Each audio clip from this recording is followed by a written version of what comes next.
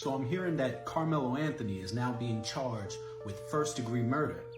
If that is true, I guess the prosecution knows something that we all knew all along. And it appears that finally, the Metcalf family just might be able to get some justice. You wake up to headlines that feel almost impossible to believe. Karmelo Anthony's mother has officially filed a petition demanding the arrest of Hunter Metcalf, the twin brother of the boy her son is accused of stabbing. The document wasn't quietly pushed through the system.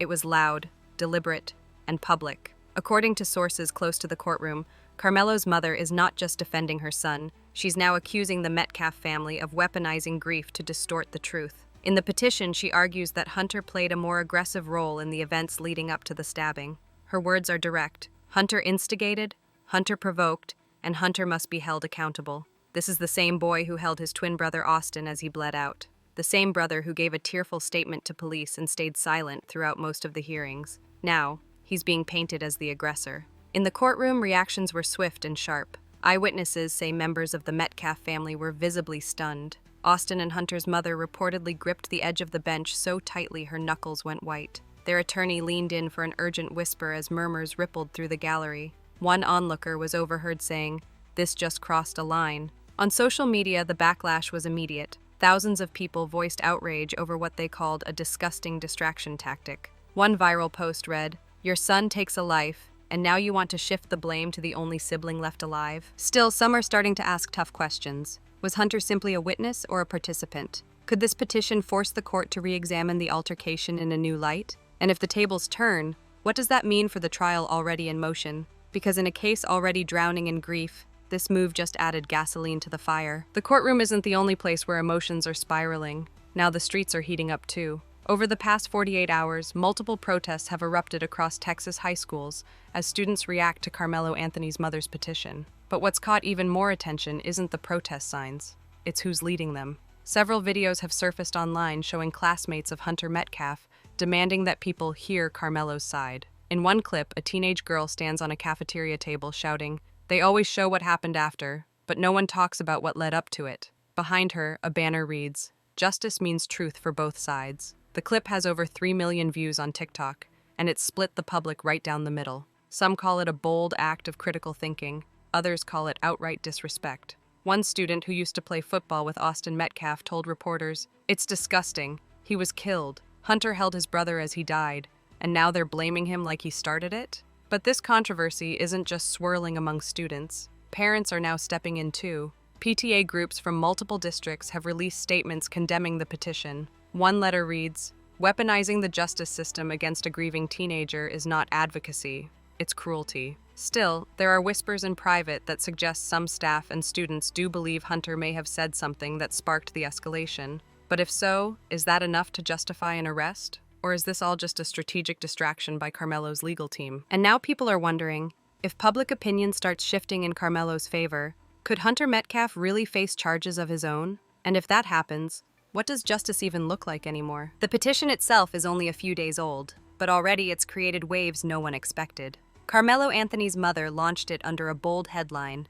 "Demand accountability from both sides." Within 72 hours, it had gathered over 20,000 signatures. The petition alleges that Hunter Metcalf was not only present, but also verbally aggressive during the moments leading up to the stabbing, and calls for an independent investigation into his actions. But it's what's written between the lines that has people on edge. The statement claims Hunter ignored multiple opportunities to de-escalate and accuses him of contributing to a climate of hostility. It doesn't directly say he provoked Karmelo, but it doesn't have to. The implication is enough to shift the conversation. Now, legal experts are weighing in. Some say the move is tactically brilliant, a way to muddy the waters of public sympathy before trial. Others call it desperate. One attorney tweeted, "This isn't about evidence, it's about optics. If they can't prove self-defense, they're going to paint a picture of mutual chaos." The Metcalf family, meanwhile, is furious. In a recent statement, Austin and Hunter's father called the petition a slap in the face to every parent who's ever lost a child. He added, "My son watched his brother die, and now they want to drag his name through the mud?" The district has confirmed that the petition has already been submitted to local officials. No charges have been filed against Hunter, but some fear this campaign is only the beginning, and now people are asking, is this a legal strategy or an emotional revenge play? Would you support a petition like this? if it meant protecting your own child from a life sentence. You see it plastered across your feed, one fiery post after another. What started as a quiet petition is now a full-blown internet wildfire. Karmelo Anthony's mother's demand to investigate and potentially arrest Hunter Metcalf has torn the internet in two.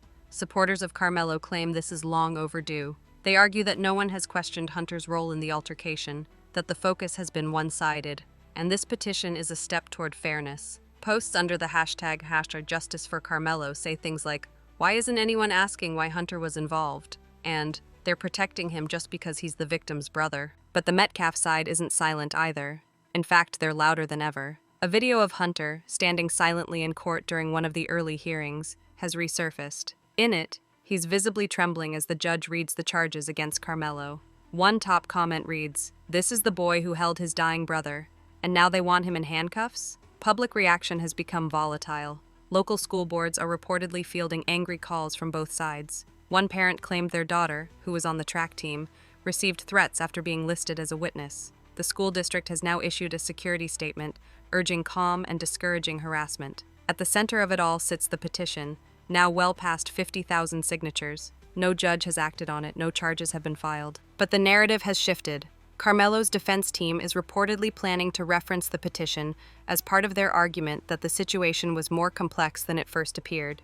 And now you start to wonder, is this a strategic move to create reasonable doubt? Or a dangerous game that's now spiraling out of control? Because once you open the door to public blame, it's hard to shut it again. The next twist comes not from a courtroom or a family member, but from a school official caught in the middle of the storm. An anonymous email surfaces, allegedly from a Memorial High School faculty member. It claims that Hunter Metcalf had been involved in multiple altercations at school prior to the incident. Nothing violent, the email says, but enough to raise red flags. Verbal spats, aggressive behavior during practice, even a heated exchange with another student-athlete just days before his brother's death. The email stops short of accusing him of anything criminal, but it plants a seed. By the time local reporters get wind of it, the damage is done. Screenshots circulate everywhere.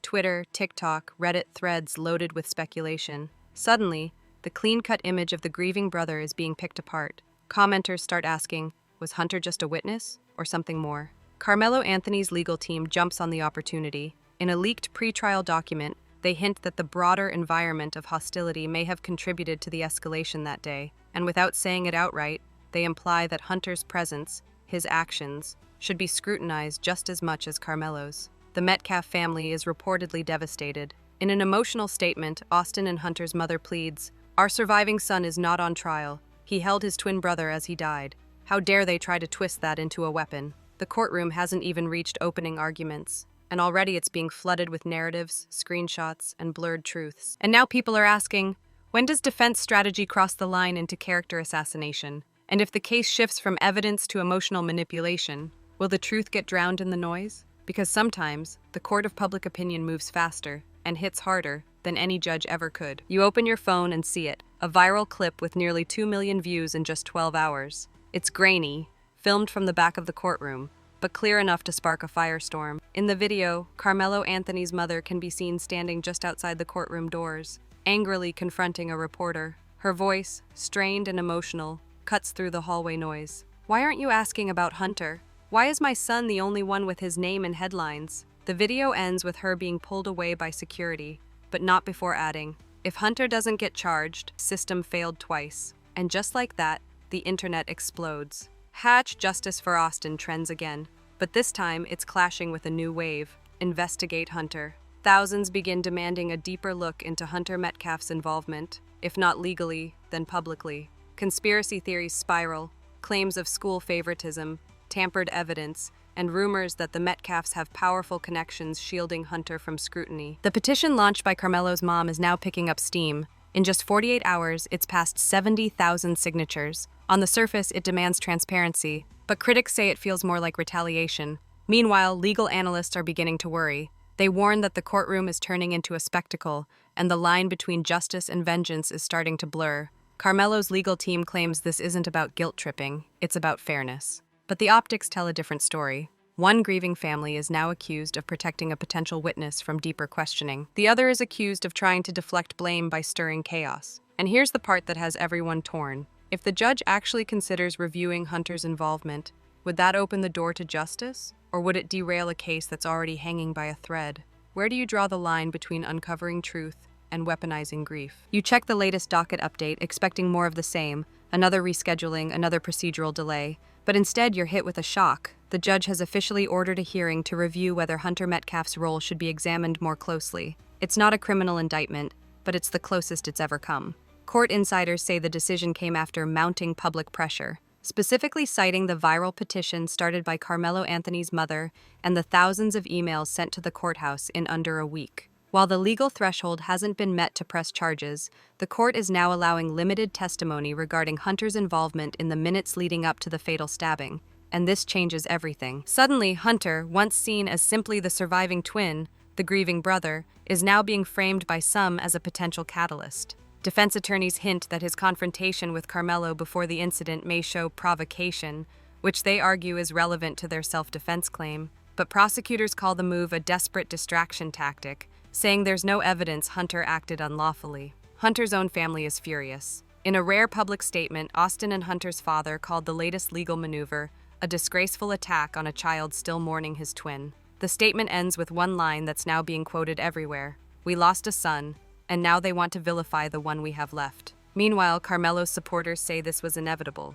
If the roles were reversed, they argue, Hunter would have been investigated from day one. Now the courtroom is bracing for another eruption. The next hearing could determine whether Hunter testifies, and if he does, what truths or tensions will surface. And now the question becomes, if this trial starts to revolve around Hunter, is justice getting clearer or more complicated than ever? You're watching the hallway outside the courtroom, and it feels like a pressure cooker moments from exploding. Cameras line the walls, reporters scramble for quotes, but what really draws your attention is the silence between the two families, the Metcalfs on one side, the Anthonys on the other. Neither blinking, neither moving. Inside, the judge prepares for the most emotionally charged session yet, a session where Karmelo Anthony's legal team is expected to push the narrative that Hunter Metcalf escalated the incident. Their goal? To sow just enough doubt that the charge of first-degree murder begins to wobble, and for the first time, Hunter might be called to testify. Supporters of Karmelo claim this is about accountability.